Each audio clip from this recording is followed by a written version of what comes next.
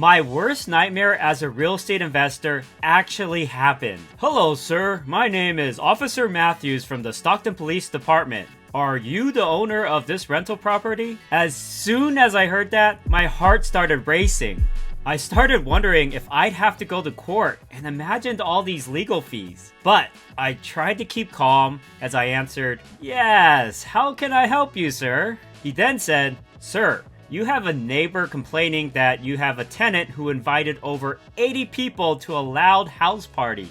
That's the moment I knew I had screwed up. You see, there are 3 rights that make a real estate investment successful or not. The right location, the right price, and the right tenants.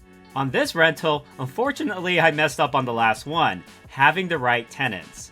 Hi, my name is Ryan Chaw, your friendly neighborhood real estate investor, and I teach new investors how to get their first investment property. In this video, I'm going to show you how to analyze a deal and get the 3 rights correct so that you can successfully buy your first rental property and make profit on it from the beginning. Now, we've all heard the 3 rules of real estate: location, location, location. But what does that even mean? And why is buying in the right location the most important of the rights? Think about it this way. If you buy in the wrong location, the only way to fix the problem is to sell the house. Because you can't just pick up the house and magically transport it to a better neighborhood, unless you're Dorothy in The Wizard of Oz. Now, the right location can make the difference between having a 2.5 times return on your investment versus just a 1.7 times return on your investment. Let me give you a quick case study to demonstrate my point. Tesla started building a huge gigafactory in Austin, Texas in July of 2020. As you can see on this graph, median home price in Austin is shown in orange color and was just over $300K in 2020. By 2023, the median home price shot up to about $451,000. That's an increase of $150,000 over just 3 years, while the median home price in the United States as a whole only went from $280,000 in 2020 to $383,000 in 2023, which was up just about $100K. Austin, Texas's housing market outperformed the rest of the US housing market by 50% because building and running the gigafactory would create tens of thousands of jobs in Austin, Texas. If you had put 20% down on a property in 2020, you would have a 250% return on your cash invested versus just a 178% return on cash invested if you bought in an average US city in 2020. This brings me to an important point. A city's increase in jobs leads to an increase in housing demand, which leads to an increase in housing prices in that area.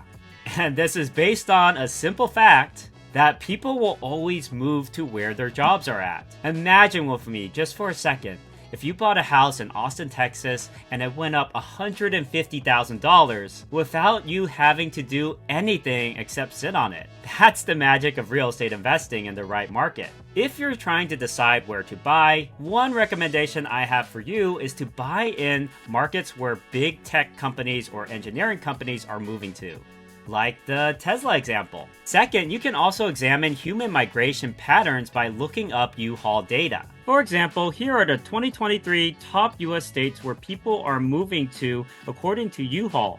It shows that the top 3 states with rapidly growing populations are Texas, Florida, and North Carolina. Third, I also recommend buying near large hospitals. Large hospitals employ a lot of people. I specifically target hospitals that have 400 beds or more because they employ a lot of hospital staff to run and maintain. Hospital staff are also generally high-income earners and can therefore afford higher rents. Fourth, I recommend buying near a top college, which is what I do. Colleges are great because of the huge profit potential of student housing, which I will talk about later in this video, so stay tuned.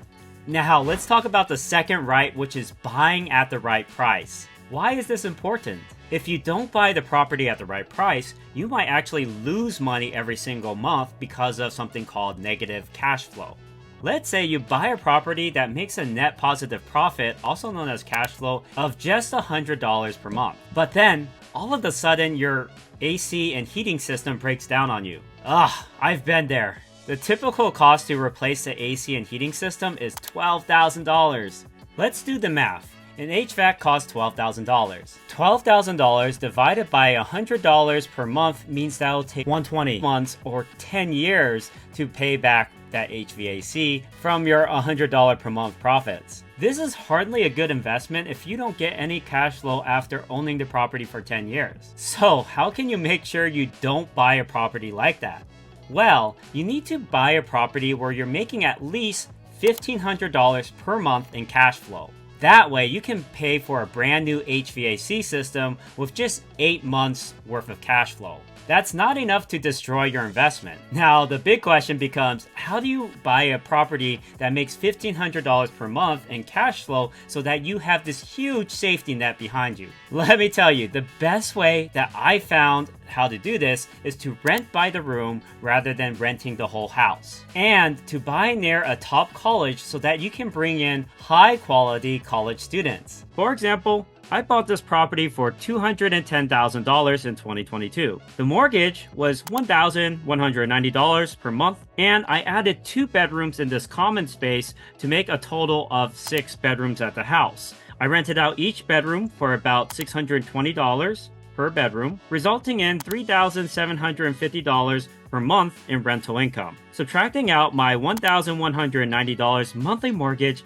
from my $3,750 per month rental income, this leaves me with about $2,500 per month in net cash flow. Imagine having 4 of these to make $10,000 per month in net cash flow. This fully replaces a 6-figure W-2 income. That is why starting a student housing business is one of the best ways a new real estate investor can get started. Okay, let's move on to the final right, which is getting the right tenant. The key here is to get tenants who are professional and polite, so you avoid getting called up by the cops like I was. Not something I want to repeat.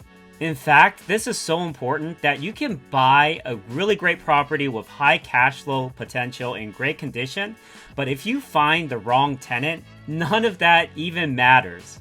Because if you find a bad tenant that stops paying you, you will have to evict them. Or they can cause you huge headaches like causing the police to call you. Let me ask you a quick question. What does professional mean to you? For me, when I think of the word professional, I think about doctors in white coats, a lawyer, or a fireman. What do all of these 3 people have in common? Well, they all live to serve others, and they generally have really great integrity. In other words, they would also make great tenants. These are the types of people that I want to target. Now, what's the best way to find this type of tenant? You want to place your ads specifically where they might be looking for housing. For example, if you're looking for college students, you would post in college Facebook housing groups.